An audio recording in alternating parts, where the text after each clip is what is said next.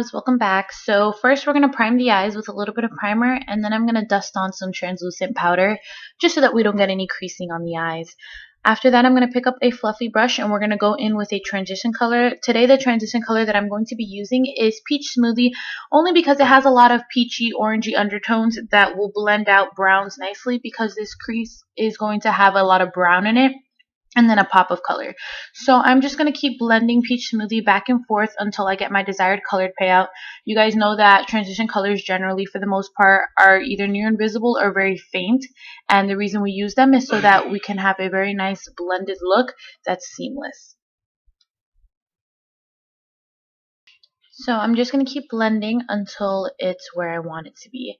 After that, I'm going to pick up the next color, and now I'm going to place this one just a little bit lower than where I was placing the Peach Smoothie, because Peach Smoothie, since it's near invisible, you can just sort of not have to be very precise with it. Now with the soft brown, we're really going to start to build up the intensity and start to go into the cut crease that we're about to do. So I'm just going to blend soft brown back and forth until it's the color that I want, and then I'm going to pick up a fluffy angled brush and I'm going to dip it into Whiskey, which is now a very deep cool tone brown. Here I'm really going to start to carve out the crease and just sort of go with the natural shape of my eye. This is going to go directly in the hollow part. If you're not sure where that is, you can sort of put your finger up to your lid and sort of feel around, and you'll feel where your eye starts to curve in and where you can feel the bone. So that is where you're going to be placing the brown, and just sort of flick it off faintly into the outer corner. But just keep running it back and forth and make sure that you are being as precise as possible and keeping the line very smooth, trying not to get anywhere onto the eyelid, because that's where we're going to be putting color. So in the next couple clips, you're going to see me blending a lot, and the reason I chose to show you guys this and not slow it down too much is because I want you guys to see and also learn that when you're playing with dark colors, it is much better to go in little by little and build up the intensity and the darkness, as opposed to coming in with a whole lot and then being stuck with the mess and no going back from there, or not being able to blend it out. So like I said, I recommend, not even for eyeshadow, but just anything that you're going to put on as far as makeup, start off with a little bit and then just sort of work your way up. After that, I'm going to take a little bit of, I'm going to go back and forth between the pointed fluffy brush and then the big fluffy brush, and I'm going to sort of marry all the colors that we've been placing on the crease together, so they kind of come as one and sort of fade off into each other. But when you start to blend things, you're going to learn that you're going to lose a little bit of the color pigmentation. So here I am just going back with a little bit more of a dense brush and making sure I go back and carve out that dark deep line that we were going for. So next I'm going to take this eyeshadow base from NYX, and the reason I like it is because it's a very nude color, so the payout is definitely very similar to the color of my eyelid. If you guys don't have this, you guys can definitely use concealer or foundation. It'll work just fine. But what I'm doing is I'm taking this on a synthetic brush and I'm following the natural shape of where my eyelid is, and what this is going to do is you're going to place this directly below the brown that we have created in the crease, and this is going to clean it up and give it a very nice, crisp, clean line. And you're just going to repeat on both sides and keep going until you saturate the entire lid in this, but make sure that you keep it below and you're not interfering with the line above. After that, you should have a very, very nice looking cut crease, and this is going to be the base for where we're going to place the color. I want there to be a very distinct difference between the pop of color that we're going to use and the brown.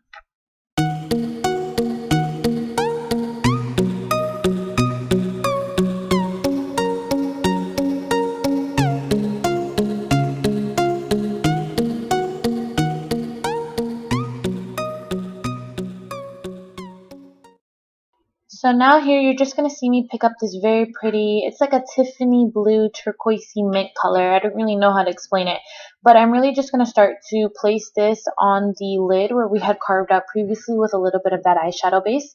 And after that, you're going to lose that line that you wanted to, keep very precise. It's very hard to keep it distinct, so you're going to have to be doing a lot of back and forth. But here you just see me going with a very flat, thin brush, and I went back with the brown over it, just so that it carves it out and makes it more distinct and we don't lose the line that we had before. And then just remember to blend it all together. I know it's a lot of blending, but we're doing this to ensure to have the most flawless line possible. Now this clip I'm super upset about. I have no idea, but my camera did not record when I put a little bit of turquoise glitter on. I put a wing liner, some mascara, and some falsies. I am so sorry. I do not know what happened to that footage. But if you guys want to see how I do my winged eyeliner, you guys can refer back to one of my other YouTube videos. But once again, I apologize. I have no idea what happened here. So we're going to leave the eyes alone for now. We're going to come back to them. So right now I'm just going to move into the face. My skin was feeling a little dry, so I moisturized with a little bit of beauty oil. I believe the one I'm using is from Smashbox. And then after that, once you work all of that into your skin, I'm going to move into baby skin, which is the pore eraser, and I'm just placing it on my pores since the other part of me is prime. Now we're going to do something different. Today I'm going to show you guys how to get very glowy, dewy looking skin as opposed to I usually do on matte. I took a little bit of cream highlighter. The one I'm using is Opal by Becca, and I placed it on all the parts of your face that you want to highlight. So we're going to do the cheekbones, the bridge of the nose, the tip of the nose, the chin, and the forehead. I rubbed it in with my hands, and then you're just going to go on top of it with regular foundation, whatever you choose to use. I'm using Maybelline's Matte and Poreless Foundation today. It gives me more of a natural look. It definitely gives me good coverage, but still lets my freckles and my little natural features peek through.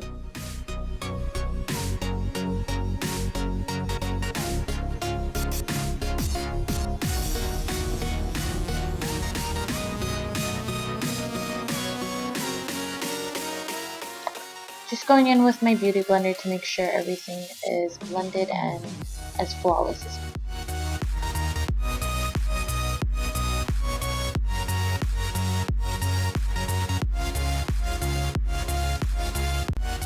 So next I'm going to pick up a little bit of orange concealer. I felt like the dark circles were in full effect today. So I placed that just directly underneath my eyes, exactly where the dark circles are. And then I just blended in with a beauty blender, and then went on top with concealing and highlighting. I used my Maybelline Age Rewind Dark Circle Eraser underneath the eyes in a triangle form. The reason I do a triangle form is because if you put it directly on the dark circles, you're going to emphasize it more.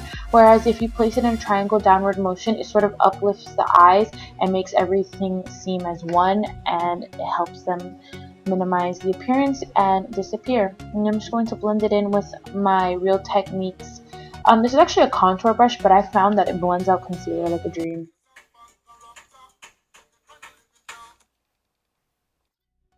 Dance break, sorry about that. Alright guys, so after that I'm just going to pick up a little bit of banana powder from the Kat Von D palette, and I'm going to do very feather light touches, just placing a little bit of powder, setting it so that we don't get any creasing under the eyes. Next, we're going to pick up a big giant powder brush, and I'm just going to dust on a little light layer of translucent powder, nothing crazy, just so that we don't have shine or too much oil anywhere. So next I'm going to do my eyebrows. I'm using the NYX Micro Brow Pencil. I'm not really doing anything special, I'm just filling them in and following the natural shape of my eyebrow.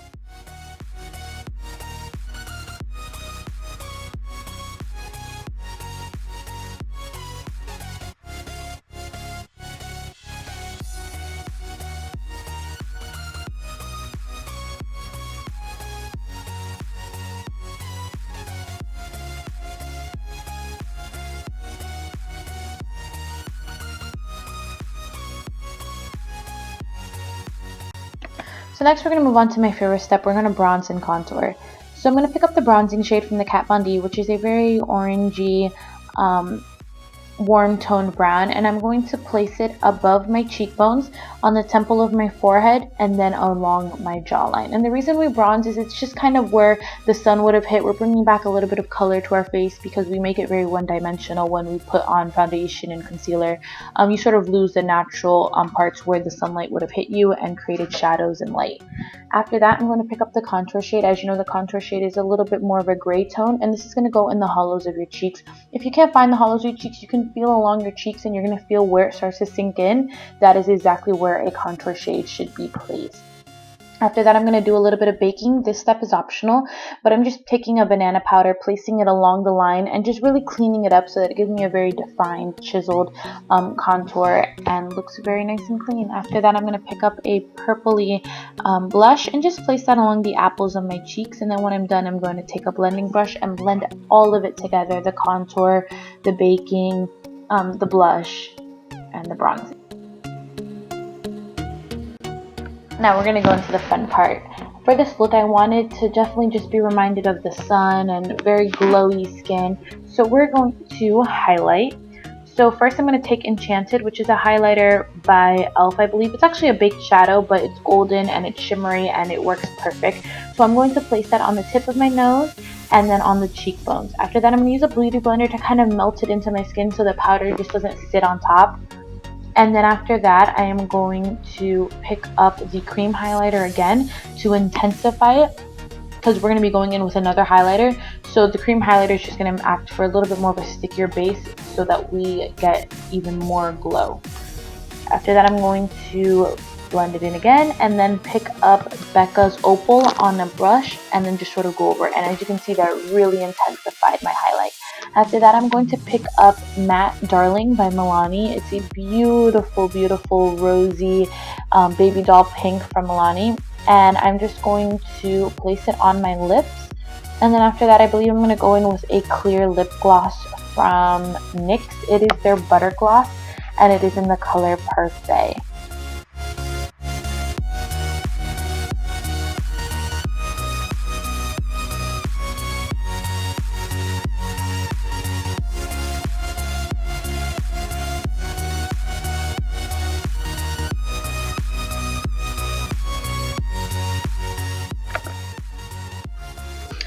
And then I remembered that I forgot to do the under eye area. So this clip also got misplaced. I have no idea what happened to it, but I placed a little bit of black eyeliner directly in the waterline. And then on the lash line, I blended in some of the deep brown whiskey that I had used prior, and then placed a little bit of turquoise in the inner color. And then just hit the lower lash line with a little bit of Telescopic Mascara by L'Oreal. And then we are all done. I hope everybody enjoyed this makeup look. I really tried to play with what I believe to be is the color palette for spring. Lots of pastels and glowy skin. I hope everybody had a very fun and safe spring break, and I'll catch you guys in my next video. Who's excited for Batman versus Superman? I'm so excited. I'm torn. Because like Ben Affleck is bae, but Superman's bae too. So long since I put something up. Could I?